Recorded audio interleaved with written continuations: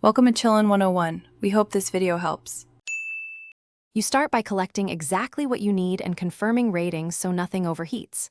First, mount the MOSFET on a heatsink and place the potentiometer and 10K gate resistor nearby.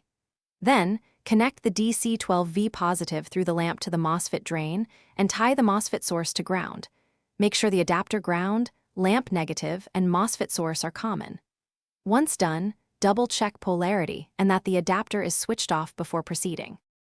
Now you build the control path so the potentiometer actually governs brightness. Tie the wiper to the gate through the 10K resistor and use a pull-up/pull-down network, for example 100K to plus 12V in ground, to set the range. This prevents floating. Add a 0.1 microfarad capacitor from gate to ground for flicker suppression.